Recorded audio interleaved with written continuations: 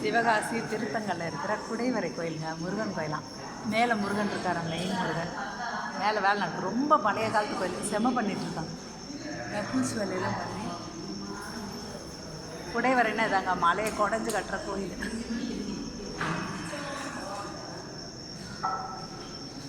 தீபம் வைக்கிறது.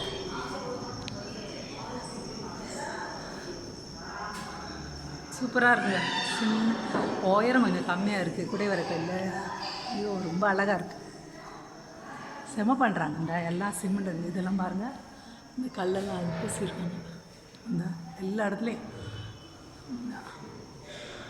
ரொம்ப அழகாக இருக்குது. இதான் இதுக்கு பேர் தான் குடைவரை கோயில். மலையை குடஞ்சி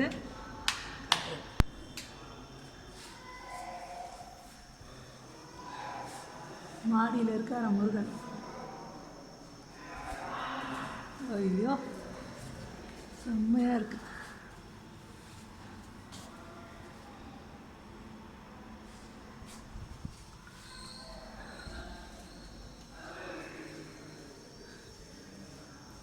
எவ்வளோ தூண் பாருங்களேன், ஃபுல்லாகவே தூண் தான் நிறையா.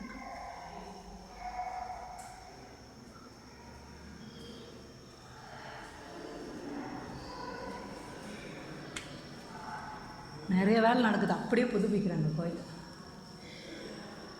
அதேமாதிரி இங்கே வந்து சிவலிங்கம் இருக்குதுன்னு நினைக்கிறேன். நந்தி இருக்கார்ல,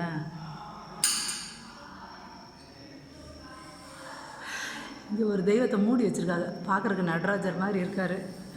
என்னன்னு தெரியலை, ஓப்பன் பண்ணாதான் தெரியும். முடிஞ்ச வாங்க, திருத்தங்கல்ல இருக்குது இந்த கோயில்.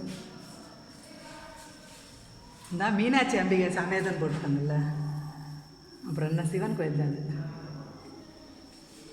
ஏன்னா இப்போதைக்கு எந்த சாமியும் பார்க்க முடியல. முருகன் மட்டும் அங்கனுக்குள்ளே தனியாக கொஞ்சம் இருக்கார். அங்கே தான் கல்யாணம்லாம் நடக்குது போல். மீனாட்சி அம்பிகை சமேத கருநெல்லிநாத சுவாமி கோயில். ஸ்ரீ மீனாட்சி அம்பிகை சமேத கருநெல்லி நாதசுவாமி கோயில், திருத்தங்கல்.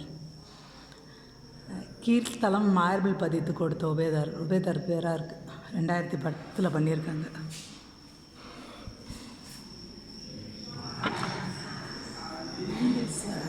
செம்மையாக இருக்கு.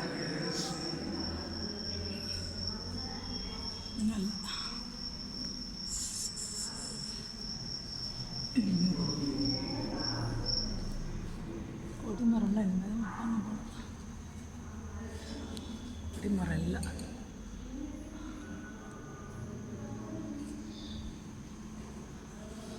சாமியை மூடி வச்சுருக்காங்க.